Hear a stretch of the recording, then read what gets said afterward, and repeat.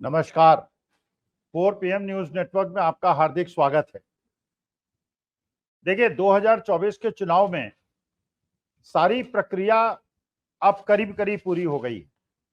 चुनाव प्रचार हो गया है, चुनाव के 6 फेजेस की वोटिंग हो गई है और 7वें फेज की वोटिंग 1 जून को होनी। इस प्रक्रिया में जो मुख्य प्रतिभागी थे, वो सबसे बड़ा प्रतिभागी तो था देश की जनता। दूसरा प्रतिभागी था जिसके ऊपर उत्तरदायित्व था कि वो चुनाव प्रक्रिया को निष्पक्ष रूप से कराए, वो था चुनाव आयोग। और तीसरा प्रतिभागी जो था, जो प्रतिपक्षी दल थे, जो राजनीतिक दल थे, जो चुनाव लड़ रहे थे। चुनाव जरूर राजनीतिक दल लड़ रहे थे, लेकिन देश की जनता, इन राजनीतिक दलों के कार्यकर्ता फिर जमीन में सक्रिय थे और पूरी कोशिश कर रहे थे कि अपनी विचारधारा को जिताएं, अपने राजनीतिक दल को जिताएं। जो लोग भारतीय जनता पार्टी के समर्थन में खड़े थे, वो एक हिंदू राष्ट्र बनाना चाहते थे। वो मानते थे कि उनके पूर्वजों पे और हिंदू धर्म पे दूसरे धर्म वाले आक्रमण कर रहे हैं, ऐसा उनका मानना था। उनका मानना था कि माननीय मोदी जी ने 10 साल के अंदर देश के लिए जो जो किया है वो अद्वितीय है, बहुत अच्छा है, और इसलिए माननीय मोदी जी को एक टर्म और मिलना चाहिए, ये बीजेपी के कार्यकर्ता चाहते थे। जो बीजेपी के अपोनेंट्स थे, जिन्होंने इंडिया अलायंस बनाया या जो इंडिया अलायंस में या एनडीए में शामिल नहीं हुए, उनका सोचना यह था कि उनकी जो विचारधारा है, उस विचारधारा को आगे बढ़ना आवश्यक है। और माननीय मोदी जी ने जो शासन दिया है, जिस प्रकार का शासन पिछले 10 साल में दिया है, वो संविधान और लोकतंत्र के लिए खतरा है, ऐसा इंडिया अलायंस वालों का सोचना था। ये मेरा सोचना नहीं है, मैं तो केवल विश्लेषक हूं। और वाईएसआर कांग्रेस हो या बीजू जनता दल हो, वो इंडिया अलायंस से भी लड़ रहा था और वो बीजेपी से भी लड़ रहा था। उनकी अलग एक क्षेत्रीय आकांक्षाओं को आगे बढ़ाने का एक उनका अलग राजनीतिक युद्ध था। अब ये राजनीतिक जो प्रतिद्वंद्विता थी, ये तो करीब करीब अब खात्मे की तरफ है। 6 फेज हो चुके हैं, 7वां फेज होना है। देखिए, राजनीतिक लड़ाई जो होती है, वो अखाड़े के पहलवानों की तरह होती है। जैसे कि अखाड़े में 2 पहलवान होते हैं, भाई भाई की तरह रहते हैं, साथ में कुश्ती करते हैं, साथ में अपनी प्रैक्टिस करते हैं। जब वो कुश्ती के मैदान में उतरते हैं तो पहले हाथ मिलाते हैं और उसके बाद वो मल्ल युद्ध करते हैं, लड़ाई करते हैं, कुश्ती करते हैं, अपने अपने दांव पेच दिखाते हैं। एक जीतता है, एक हारता है। जब हार जीत हो जाती है, उसके बाद हाथ मिलाते हैं और उसके बाद फिर बाहर जाके ये भाई भाई की तरह रहते हैं। ऐसा राजनीतिक युद्ध होना चाहिए, ऐसी प्रतिस्पर्धा होनी चाहिए लोकतंत्र के अंदर, जिसमें सारे रण कौशलों को दिखाकर आप राजनीतिक दांवपेच के माध्यम से दूसरे पहलवान को पछाड़ने का प्रयास तो करें, लेकिन यह राजनीतिक प्रतिद्वंद्विता दुश्मनी में ना बटे। भारत में करीब 70-65 साल में हमने कभी नहीं देखा कि राजनीतिक प्रतिबद्धता इस स्तर तक पहुंच गई हो कि न केवल राजनीतिक नेताओं के बातों का स्तर गिर गया हो, बल्कि उनके समर्थकों की बातों का स्तर भी गिर गया हो। एक पक्ष दूसरे पक्ष को कहता हो कि ये 50 करोड़ की गर्लफ्रेंड कहता हो कि ये लोग मुजरा करने चले जाएंगे एक समाज के सामने, ये कहता हो कि ये कांग्रेस की विधवा है, ये कहता हो किसी को भटकती हुई आत्मा है, किसी को कहता हो नालायक बेटा हो, और दूसरा पक्ष भी इसी प्रकार से छोटे स्तर की बातें करता हो, निम्न स्तर की बातें करता हो। ऐसा हमने 10 साल में, पहले 70 साल में तो नहीं देखा, हमने ये अटल जी के जमाने में भी नहीं देखा। लेकिन पिछले कुछ सालों से जिस प्रकार से बातों की अवनति हमने देखी है, उससे चिंता जरूर होती। फिर जिस प्रकार से जो प्रतिद्वंदी थे, जो बीजेपी के अपोनेंट्स थे, उन्होंने ये कहा कि जिस प्रकार किसानों के साथ व्यवहार हुआ, उनको ट्रीट किया गया, उनको दिल्ली के अंदर नहीं घुसने दिया गया, उन पे अश्रु गैस के गोले छोड़े गए, ड्रोन के माध्यम से उनकी निगरानी की गई, उन पे वार किया गया, उनको दिल्ली नहीं आने दिया गया, जबकि लोकतांत्रिक अधिकार है देश की जनता के 142 करोड़ लोगों का कि जब वो चाहे दिल्ली आ सकते हैं, जा सकते हैं। हाँ, इतना जरूर है कि वो कोई उपद्रव वहां न करे, उसकी व्यवस्था करने के लिए पुलिस उनको दिल्ली के अंदर उनकी तलाशी ले सकती थी और उनको उपद्रव करने से रोक सकती थी, लेकिन उनको दिल्ली घुसने ही नहीं दिया गया। जिस प्रकार से अग्निवीर की योजना आई, जिस प्रकार से जो पहलवान बेटियां हैं उनके साथ व्यवहार हुआ, मणिपुर के साथ व्यवहार हुआ, उसे चिंता हुई। खैर, अब राजनीतिक चीजें जो हैं वो तो ईवीएम के अंदर कैद हो गई हैं, पेटियों के अंदर कैद हो गई हैं। चुनाव आयोग कह रहा है निष्पक्ष चुनाव है, हुआ है। हाँ, इतना तो जरूर सबने देखा है कि जो चुनाव आयोग की आचार संहिता है उसका पालन तो नहीं हुआ है, क्योंकि चुनाव आचार संहिता में सबसे बड़ी बात है कि धर्म को माध्यम नहीं बनाया जाएगा, लेकिन इस चुनाव के माध्यम से हमने देखा कि धर्म को हर जगह माध्यम बनाया गया और वीडियो चलाए गए, पोस्टर्स लगाए गए, और जब उनकी शिकायतें की गई उनमें इतने दिन के बाद चुनाव आयोग ने कोई निर्णय लिया, तब तक वो मैसेज फैल चुका था।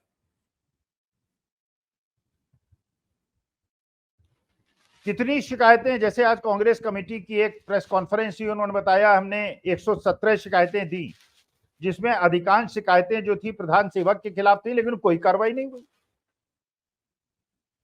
चुनाव आयोग को निष्पक्षता रूप से न केवल निष्पक्ष होना चाहिए बल्कि निष्पक्ष दिखना भी चाहिए। खैर, नहीं हुआ।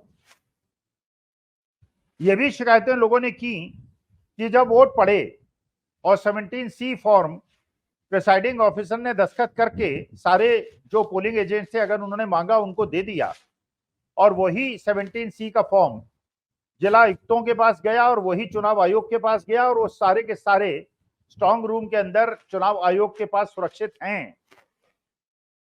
तो एक दिन में कितनी पार्लियामेंट वाइज कितनी वोटिंग हुई, पोलिंग हुई, इसको बताने में 10-12 दिन का टाइम क्यों लगा? क्योंकि पहले तो ऐसा कभी नहीं हुआ चुनाव आयोग के समय में, क्योंकि जब 17C का फॉर्म दस्तखत हो गया, उसको दे दिया गया, चुनाव आयोग तक पहुंच गया, और आज तो ईमेल का जमाना है, आज तो व्हाट्सएप का जमाना है, सारे संचार माध्यमों का जमाना है, तो आज के समय में 10-12 दिन का टाइम लगना, जबकि एक दिन क्या 12 घंटे का टाइम लगना चाहिए था। खैर, वो भी मुद्दा रहा, सुप्रीम कोर्ट में गया, सुप्रीम कोर्ट ने निर्णय दिया कि आप विचार कीजिए, वीवीपैट की गिनती का विचार कीजिए, और जब चुनाव खत्म हो जाएंगे तो हम देखेंगे। खैर, अब असली मुद्दा यह है कि देश के लोकतंत्र के लिए और देश के संविधान को बचाने के लिए यह बहुत ज्यादा आवश्यक है कि जो चुनाव में हो गया वो तो हो गया, उसे तो हम कुछ कर नहीं सकते। अब कम से कम जिस दिन काउंटिंग हो वोट्स की, उसमें निष्पक्षता हो, उसमें कोई बेईमानी ना हो। जितने वोट किसी पोलिंग बूथ में पड़े हैं वो उसी ईवीएम में हो जिस ईवीएम में वोट डाले गए हैं, और वही ईवीएम काउंट हो, और जितने वोट पड़े हैं उतने ही काउंट हो, उसमें सील लगी हुई हो, उसके अंदर 17C फॉर्म जो प्रिसाइडिंग ऑफिसर ने दस्तखत करके पोलिंग एजेंट्स को दिया है, उतने ही वोट ईवीएम के अंदर काउंट हो। तो इस सिलसिले में कपिल सिब्बल साहब ने, जो बड़े प्रख्यात वकील हैं, उन्होंने एक प्रेस कॉन्फ्रेंस की 6-7 दिन पहले। उन्होंने पूरा प्रोसीजर बताया, इसका विश्लेषण किया, विस्तृत रूप से बताया, और सारे राजनीतिक दलों को बताया कि किस प्रकार से जब मतगणना हो तो उसमें कोई हेराफेरी ना हो पाए। जो सीरियल नंबर की ईवीएम है, उसी सीरियल नंबर की ईवीएम वहां पे चेक की जाएगी, वही सीरियल नंबर है कि नहीं, उसके सील लगा हुआ है कि नहीं, जितने वोट पोल हुए उतने ही वोट काउंट हुए कि नहीं, और अगर ऐसा ना हो तो वहां पे जो पोलिंग ऑफिसर्स, काउंटिंग ऑफिसर्स हो, उसका विरोध करें। यही बात अभिषेक मनु सिंघवी, जो दूसरे प्रख्यात वकील हैं, उन्होंने कहा। तो अब सवाल यह है कि जब जिस दिन काउंटिंग होगी उस दिन क्या लोकतांत्रिक प्रक्रियाओं का निर्वहन होगा, और इसका निर्वहन हो, इसकी जिम्मेदारी भी उन सब राजनीतिक दलों के लिए है। प्रशासन के अतिरिक्त, सत्ता पक्ष के अतिरिक्त जो विपक्षी दल के नेता हैं, उनकी भी जिम्मेदारी है कि वहां पे जो आपके काउंटिंग ऑफिसर्स हों वो मुस्तैद हों, ईमानदार हों और बिके नहीं, और अंत समय तक जब तक ईवीएम के अंदर के सारे कोड्स और हर चीज का मिलान न हो जाए तब तक काउंटिंग शुरू ना होने दें। और इस चीज का ध्यान रखें कि जितना 17C में फॉर्म में वोट डाले गए हैं उसकी बात हो, और उतने ही वोट काउंट हुए कि नहीं है तो उसका विरोध करें। अच्छा, एक और अच्छी बात हुई है, आपने देखा होगा, पता होगा आपको, कर्नाटका के अंदर जब चुनाव हुए तो वहां पे निष्पक्ष चुनाव इसलिए भी हो पाए ताकि भारतीय जनता पार्टी की सरकार थी और कांग्रेस जीती। प्रश्न में उठे कि कांग्रेस कैसे जीत गई, क्योंकि कर्नाटका की सिविल सोसाइटी ने यह ठान लिया था कि इस बार चुनाव में हम बेईमानी नहीं होने देंगे। उस सिविल सोसाइटी में रिटायर्ड जजेस भी थे, सिविल सर्वेंट्स भी थे, जर्नलिस्ट भी थे, प्रोफेसर भी थे। उन्होंने इस बात का बीड़ा उठा लिया था कि देश के लोकतंत्र और संविधान को बचाने के लिए हम बेईमानी नहीं होने देंगे, और वो मुस्तैद हो गए। और चुनाव में उन्होंने जनता को जागृत तो किया ही, लोकतंत्र और संविधान के प्रति जागृत तो किया ही, वोटिंग पोलिंग स्टेशन पे भी उन्होंने निगरानी रखी और सतर्कता रखी, वो तो रखी ही। उस दिन काउंटिंग पे भी उन्होंने ध्यान रखा कि काउंटिंग में कोई हेराफेरी ना हो जाए। इस बार भी जो सिविल सोसाइटी है उसने ये निर्णय लिया है कि जिस दिन काउंटिंग होगी वहां पे क्षेत्रीय सिविल सोसाइटी के लोग वहां मौजूद रहेंगे, काउंटिंग स्टेशन पे भी मौजूद रहेंगे, काउंटिंग स्टेशन के बाद भी मौजूद रहेंगे, और वकील लोग भी उसके अंदर होंगे जो कि कानूनी संरक्षण भी देंगे। जो काउंटिंग में अगर कोई गड़बड़ी की संभावना होगी तो उसको रोकने का प्रयास करेंगे और प्रशासन से वो प्रश्न उठाएंगे, क्योंकि ये प्रश्न अब देश के एक राजनीतिक एक दल के जीतने और हारने का नहीं है, ये देश के लोकतंत्र और संविधान को बचाने का प्रश्न है, और देश के दीर्घकालिक जो हमारी एकता अखंडता है उसको बचाने का है, क्योंकि हमारे देश में विविधता बहुत ज्यादा है। अगर किसी क्षेत्र को यह लगेगा कि उसके वोट को काउंट ही नहीं हो रहा है उनके देश के इलेक्शन में, जैसे आप जानते ही हैं साउथ में जो सीट्स हैं वो कम है, नॉर्थ में सीट ज्यादा हैं। साउथ में सीट्स कम इसलिए हैं कि वहां पॉपुलेशन ग्रोथ नहीं है, डिलिमिटेशन जब होगा तो साउथ की सीट नहीं बढ़ेंगी और नॉर्थ की सीट बहुत ज्यादा बढ़ जाएंगी। तो अगर 150 सीटें साउथ में हैं तो 300 सीटें नॉर्थ में हैं, बाकी वेस्ट और ईस्ट में हैं। तो साउथ अगर डीएमके को भी वोट देता है, कांग्रेस को भी वोट देता है, कम्युनिस्टों को भी वोट देता है, लेकिन अगर 300 सीटों वाला नॉर्थ बेल्ट जैसा उसने 2019-14 में भी किया था, अगर उसी प्रकार का होता है तो क्या साउथ इंडिया के वोटर्स का प्रेफरेंस का कोई वैल्यू नहीं रह जाएगा? तो ये देश की एकता अखंडता के लिए अच्छा नहीं हो सकता, इसलिए यह आवश्यक है कि जो काउंटिंग हो वो निष्पक्ष, उसमें बेईमानी ना हो। अब मेरा निवेदन है सारे राजनीतिक दलों से कि आजकल आप जो प्रेस कॉन्फ्रेंस कर रहे हैं, चुनाव आयोग को बता रहे हैं कि साहब इतनी बार मिले, वो हुआ, ये हुआ, कोई आपकी सुनवाई नहीं करेगा, क्योंकि चुनाव आयोग तो चुनाव आयोग है, और आज का वर्तमान युग का चुनाव आयोग है, वो टीएन शेषन वाला चुनाव आयोग तो है नहीं, ये तो राजीव अग्रवाल साहब वाला चुनाव आयोग। लेकिन अगर आप सीरियस हैं, अगर आप देश के लोकतंत्र और संविधान को बचाने के लिए सीरियस हैं, तो जो माननीय कपिल सिब्बल साहब ने और अभिषेक सिंघवी ने कहा है, मेरी आशा है कि आपने अपने सभी पोलिंग काउंटिंग ऑफिसर्स को अभी तक ये वीडियो भेज दी होगी।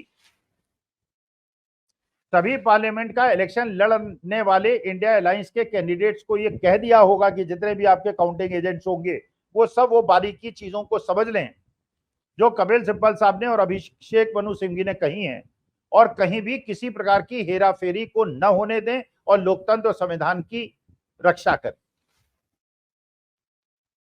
अगर आपने ऐसा नहीं किया है, अभी भी 4-5 दिन का समय बाकी है, क्योंकि माननीय सुप्रीम कोर्ट ने, खन्ना साहब ने, जस्टिस खन्ना ने यह निर्णय ऑलरेडी ले रखा है कि जो सॉफ्टवेयर इंस्टॉल करेगा वही इंजीनियर्स बाद में उसकी सत्यापन करेंगे कि जो सॉफ्टवेयर वो किया गया था इंस्टॉल, उसमें कोई हेराफेरी नहीं हुई है, उसमें छेड़खानी नहीं हुई है, वो सर्टिफाई करेगा, और ये जो सिस्टम है ये 15 दिन तक प्रिजर्व रखा जाएगा।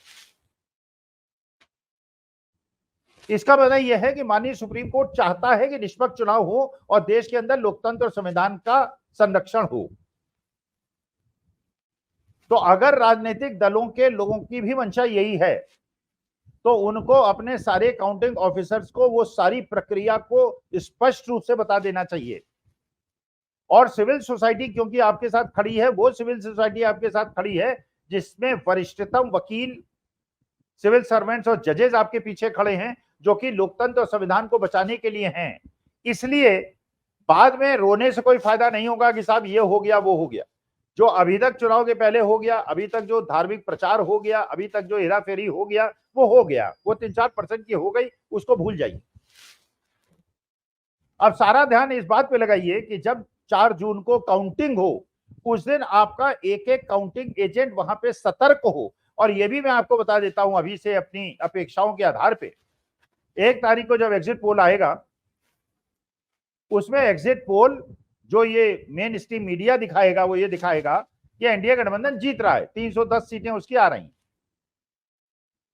जिससे आपको मेंटल गेम में हराया जा सके, आप पे साइकोलॉजिकल प्रेशर डाला जा सके। ये भी मैं अपनी आशंका व्यक्त करता हूं कि जिस दिन काउंटिंग शुरू होगी, शुरू के 1-2 घंटे जब ईवीएम खुलेंगी, आपको बताया जाएगा कि एनडीए जीत रहा है, क्योंकि उन्हीं क्षेत्रों की ईवीएम की काउंटिंग पहले कराई जाएगी जहां पे एनडीए को बढ़त मिलने की संभावना है।